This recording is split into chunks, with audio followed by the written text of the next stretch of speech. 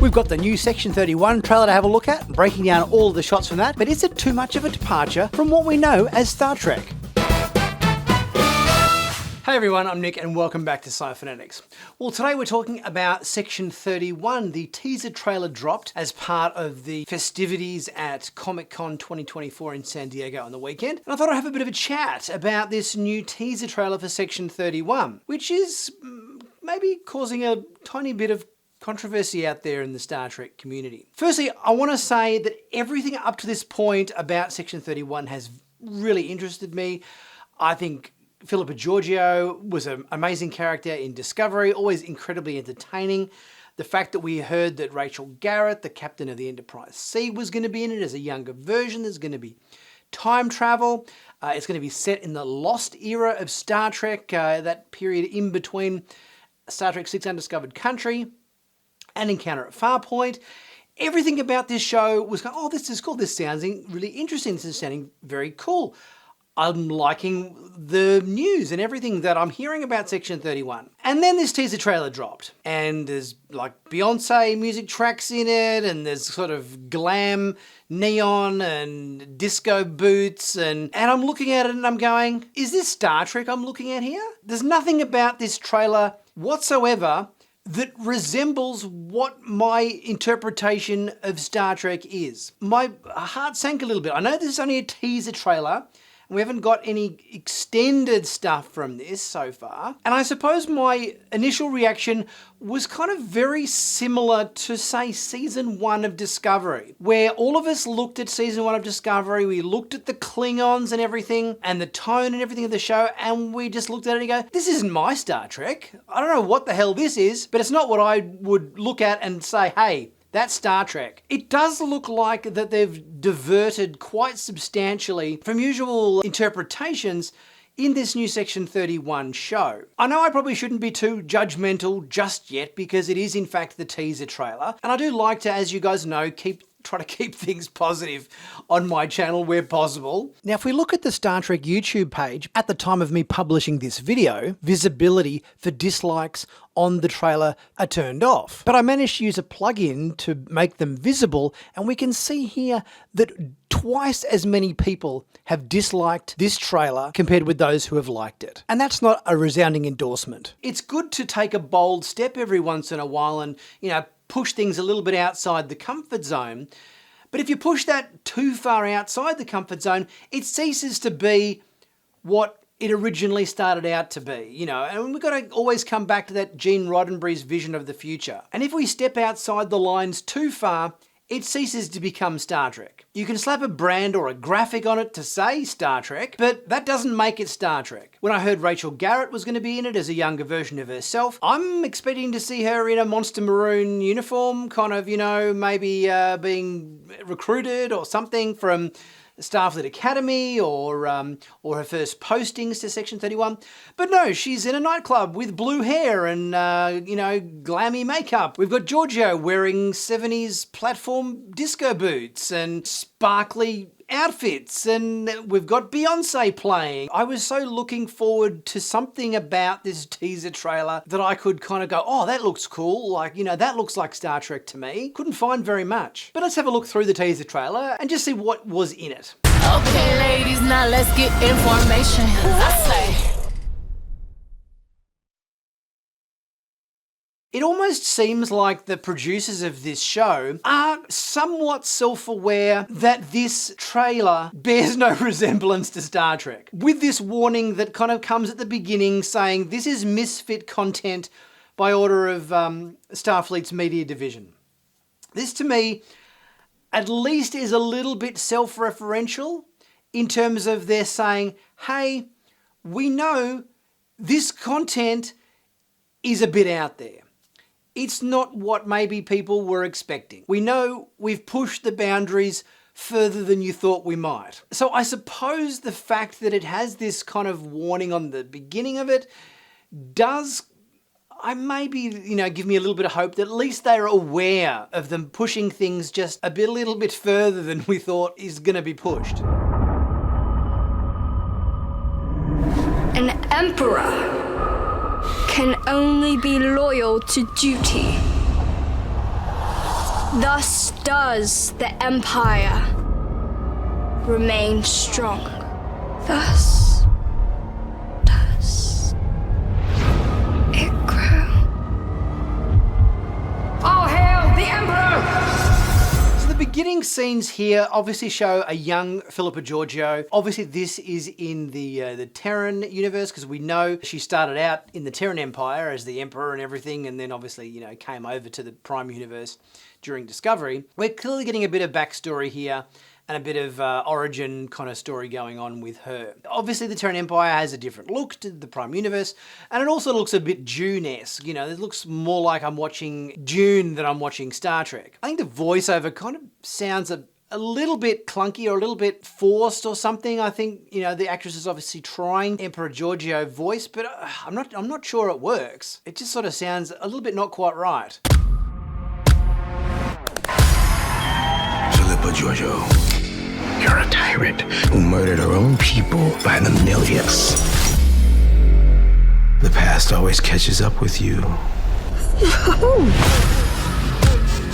You're Section 31.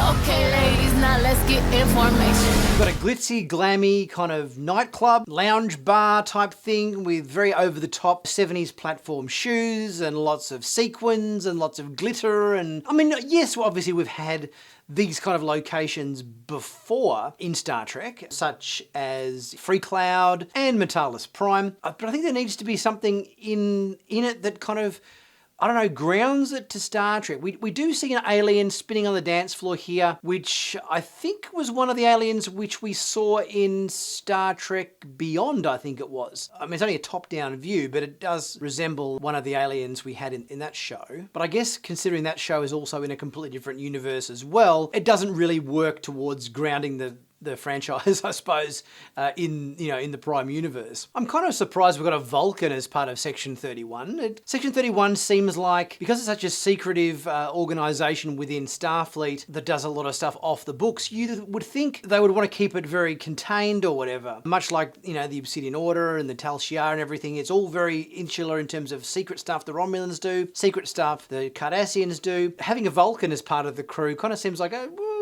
is he going to go back and sort of report to the Vulcan leaders that this is all going on? Kind of seems maybe not that you would likely to have a Vulcan as part of the crew for this, but I guess we'll see how that plays out. And obviously we get a first look at Rachel Garrett. Not really visually what I would have expected to see her for the first time. I was expecting, the Monster Maroon style Starfleet uniform, maybe being recruited out of the academy or a first command or something like that, but she's got blue hair and black lipstick on.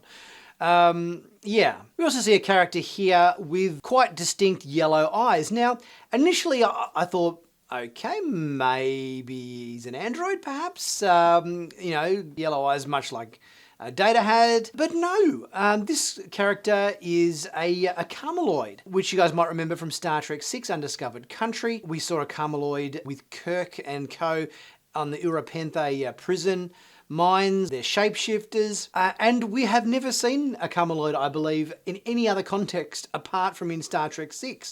So I guess it's long overdue that we had a character of this type in Star Trek. That character in the film was quite an interesting character, and obviously we've had the changelings as another shape-shifting race within Star Trek, but these guys are a little bit different from what I gather. Rather than being able to shape-shift into any form, whether it be a table or a chair or something like the changelings can do, I'm guessing the Carmeloids can only take the form of other people and life forms. I don't think we saw that character to do anything else apart from shift into other people. So yeah, it'll be interesting to see how this character, uses their abilities in that regard. We also see a Deltan character. We haven't had too many Deltans in Star Trek before. Obviously, Ilea in the motion picture. We got to see the Deltans very briefly at the start of Star Trek Picard Season 2, where we saw Soji and Jurati on a bit of a diplomatic mission. Interesting that we have a Deltan character in this show as well. Again, another Star Trek race that's been established in some of the original series feature films that haven't really had that much exploration in the history of Star Trek. So I guess it's good that we are getting a couple of Star Trek races that are underdeveloped developed a little more. We also see this guy here in this mech suit. He's not a Borg, he just looks like he's wearing some sort of power armor. A bit like the T-60 armor in Fallout, the Fallout series, where we saw those big sort of almost big teddy bear looking mech suits that they walked around in that show. Kind of looks a little bit, in that ballpark. In this shot we see a character holding some glowing ball device with lights on it and so forth, which seems to be an item of some importance. This, I'm guessing, is kind of maybe the MacGuffin of the show here, because there's a few shots with this device in it. And here we also get like that slow motion crew walk towards camera. Kind of feels like that's sort of been done to death recently, particularly when we saw that exact same shot in the Strange New Worlds sneak peek scene from season 3. Our crew done up as Vulcans doing the whole slow motion walk down a hallway, music track playing in the background. We're kind of in similar territory here. And with this sort of Beyonce track playing, it's feeling like something, but it's, not really exuding massive Star Trek vibes to me. 31 is a Black Ops division. Spy work. Starfleet is here to make sure no one commits murder. What a cute idea. Prove to me you got some coordination. It's gonna be bumpy and bad.